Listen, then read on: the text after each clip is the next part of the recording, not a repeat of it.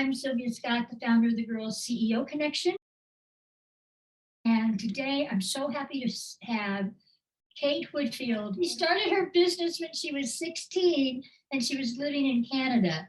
And I'm going to tell you a little bit about Kate, and then founder of Fearlessly Girls. And this is a movement that's a school program. She has something like 200 chapters in 7 countries, 15 summit tours.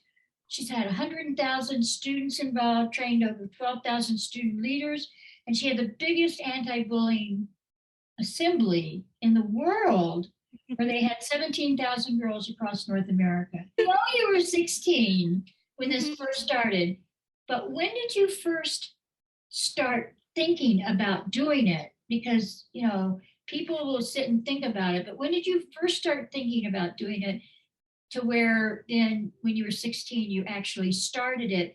And really what motivated you to do this?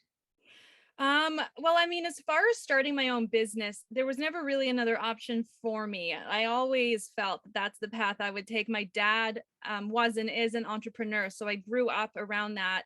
That was the only thing I ever saw, was my dad creating a business, something from nothing and doing what he wanted to do. And so for me, I kind of knew at a very young age that I wasn't really meant to work for anyone, and that I really just had this like burning desire to blaze my own trail. And I didn't know necessarily what that looked like. I just knew I wanted to do something. And as a teenager, growing up, I would see how girls treated each other, and just the unkindness and the bullying. And like, it was already so hard just growing up with self-esteem issues and the pressures and expectations to look a certain way and act a certain way and be a certain way. And like, the last thing we needed was to be unkind to each other. And so what I did was I remember having like a total meltdown one day, like a total meltdown. It was just, kind of got to like a breaking point. And I went home and I was really struggling to like figure out what to do about this problem. And I tried to find an organization to come into my school at that time and address it. And I couldn't find anything that was like young and fresh and like that appealed to me, or that I thought would appeal to my friends. And so I, went complaining to my dad, and my dad was like, well, why don't you do something about it? Why don't you be the one to do it? At the time, I was so shy. Like, I did not have good self-esteem. The thought of speaking in front of anyone terrified me. Like, I didn't even want to speak in class, like I was absolutely terrified. So it just seemed like a giant, not even a step out of my comfort zone. It was like the biggest leap imaginable out of my comfort zone. But it was something that I couldn't stop thinking about. Like, something needed to be done for young women. And that was when I started kind of thinking about the whole thing and the whole journey. And so I remember incorporating the company. I didn't know what I wanted to call it, so I just called it the Kate Whitfield Corporation. And because I was so young, I couldn't like actually incorporate on my own, so my dad had to come on, I think, as the director. And so I had this corporation, and that's where it all started in, 8th to 9th grade. And, here we are. I don't even know how many years later.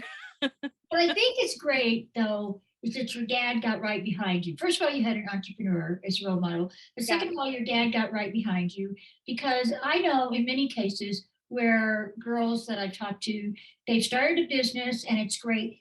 It's not until they've really gotten into the business that their parents realize they're serious about it and will step in and lend a hand, either doing the marketing, the accounting, the legal part, anything, because first of all, if they start when they're in middle school, they can't have a checking account. So their parents get involved. And I was really lucky to have my dad be so supportive.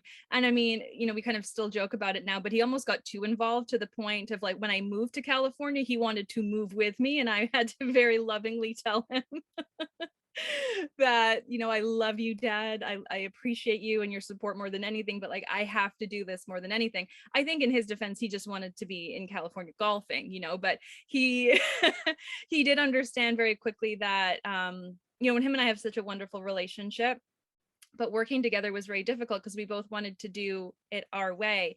And I really wanted to start at the bottom and just like figure it out for myself and learn and make those mistakes and kind of find my own path. Like I saw what he did. He came to Canada from Scotland when he was very young, and he built this company from nothing. And I wanted that story for myself too, as starting something from nothing and building it like my way. And I was stubborn, I guess, looking back.